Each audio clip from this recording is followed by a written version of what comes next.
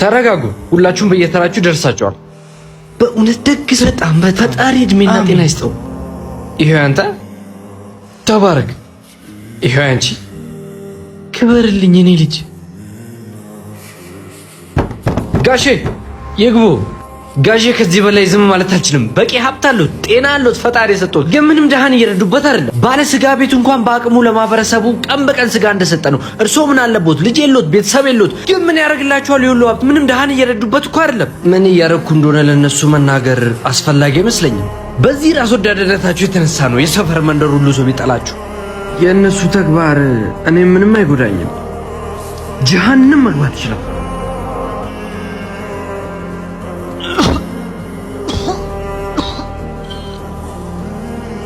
ወንድም የሁሉም ሰው ጥያቄ ያነሳሉ። ለድሆች ስጋ ማከፋፈል አቁመዋል እያሉ ነው።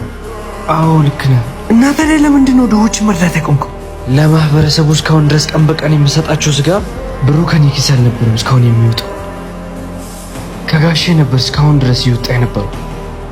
ልብስ የሚሰፉት የነበሩት ጋሼ? አዎ። ኧረ ምን አይነት እና ከሞቱ በኋላ ነው የምትነግረን? ይሄ ነገር በእኔና ባንተ መሃል ሚስጥር ሆኖ ይቆይ ብሎኝ ነበር። አንተ እየረዳሃቸው መሆኑን ብነግራቸው እኮ በጣም ነው የሚወዱ፣ በጣም ነው የሚደሰቱት። ሁሉም ተግባሮች ላይ እንዲጨበጨብልህ ብቻ ጠብቅ። አንዳንድ ተግባሮች ላይ ሰው መሆንህን አሳይ።